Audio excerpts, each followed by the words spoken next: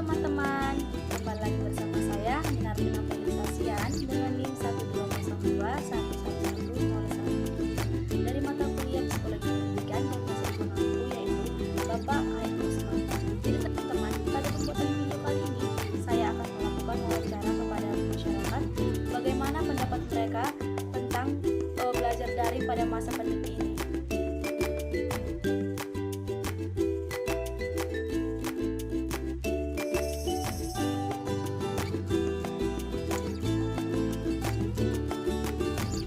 Selamat pagi, Bu. Selamat pagi, Nak. Oke, Bu. Jadi kedatangan saya di sini untuk mewawancarai Ibu mengenai bagaimana pendapat Ibu mengenai pembelajaran daring ini. Jadi, Bu, saya memiliki beberapa pertanyaan. Jadi pertanyaan yang pertama itu, Bu, apa saja tantangan yang Ibu alami sebagai orang tua atau tenaga pendidik atau pemimpin lingkungan gitu, Bu, dalam masa pandemi ini, Bu? Tantangan yang saya alami sebagai tenaga pendidik. Saya datang dari tenaga pendidik ya, karena saya seorang guru. Banyak. Salah satunya dalam menghadapi anak-anak di dalam pembelajaran saat ini. Yang pertama, di mana pengajaran itu tidak bisa tercapai. Karena apa? Salah satunya mengenai pembelajaran daring.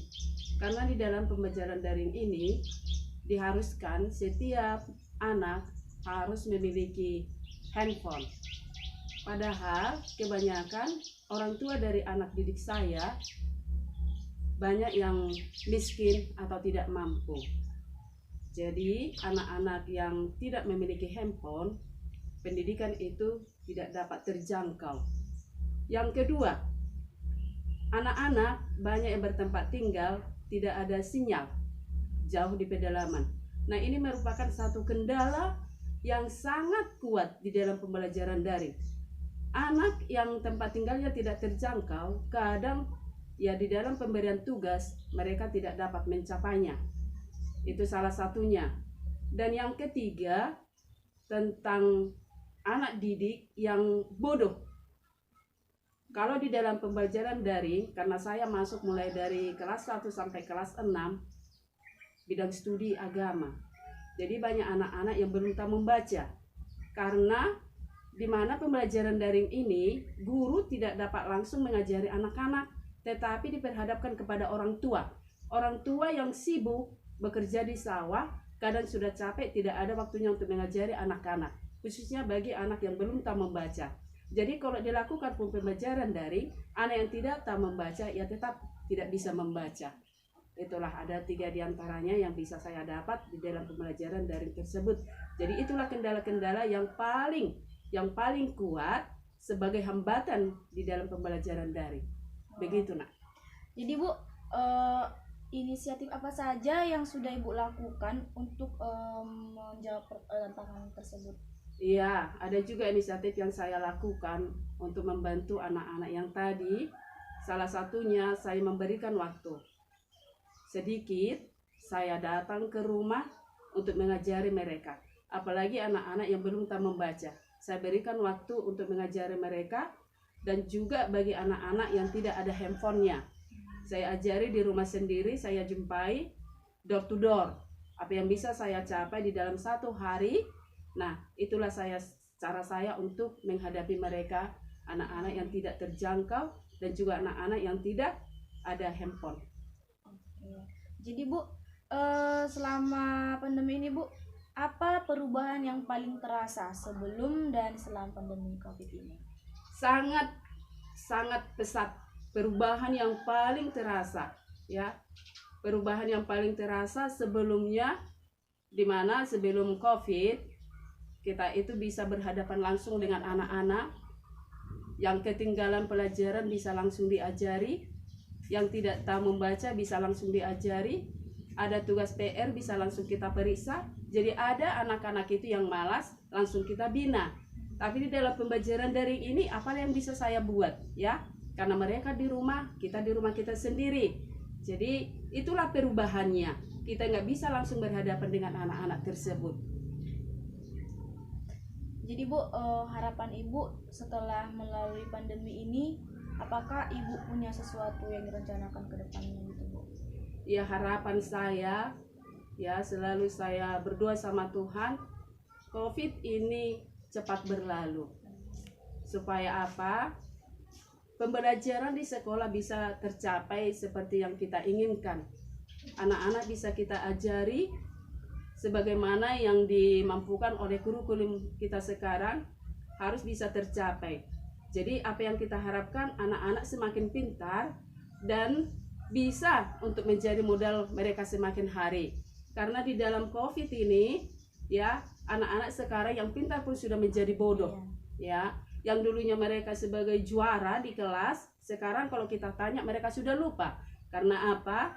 Karena mereka itu sudah kebanyakan menonton ataupun bermain-main.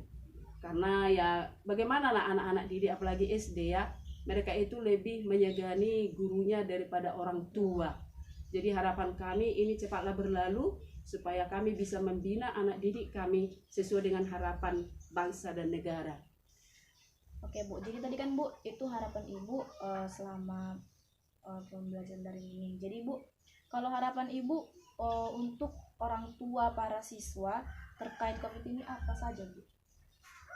Harapan saya sebagai orang tua Kepada orang tua yang lain selama pandemi ini, belajar daring ini. Ya, saya menganjurkan, saya datang sebagai orang tua dan juga bagi orang tua yang lain, memang selama COVID ini saya rasa memberatkan memang, baik dari segi kemampuan, kebutuhan sehari-hari, di mana kita itu ya dituntut untuk mengisi paket. Padahal di dalam kehidupan sehari-hari kita juga bisa, apalagi punya anak, ada beberapa orang, 4 orang, 5 orang ya. Nah, itu sangat memberatkan. Jadi ya bagi orang tua selama pandemi ini ya sabar-sabarlah. Baru ya peran daripada orang tua untuk mengajari anak-anak sangat dibutuhkan. Karena apa? Kita lah yang mengajari anak-anak kita. Makanya dari dulu jangan hanya guru yang kita salahkan untuk menghadapi anak-anak. Anak-anak yang bodoh, guru yang disalahkan. Padahal orang tua sangat berperan. Apalagi di dalam pembelajaran daring ini, orang tua berperan sekali mengajari anak-anaknya untuk belajar, menanyakan tugas-tugas, apakah ada tugas anak yang diberikan oleh guru. Jadi tidak membiarkan anak-anak atau hanya kita mengurus ya kebutuhan kita sehari-hari, termasuk juga pendidikan anak. Kalau kita tidak memperhatikan ya pendidikan si anak, maka si anak kita akan banyak ketinggalan dari teman-teman yang lainnya yang orang tuanya memang berperan aktif untuk mengajari mereka, membimbing mereka, memberikan waktu yang luang untuk mengajari anak-anak mereka. Jadi kita juga harus memberikan waktu kita untuk mengajari anak-anak kita tersebut. Oke Bu, jadi Bu sekianlah pertanyaan dari saya. Ya. Terima kasih Bu, dan semoga harapan Ibu yang tadi sampaikan dapat nanti kami sampaikan kepada masyarakat juga dan orang tua supaya lebih diperhatikan. Terima kasih Bu atas waktunya.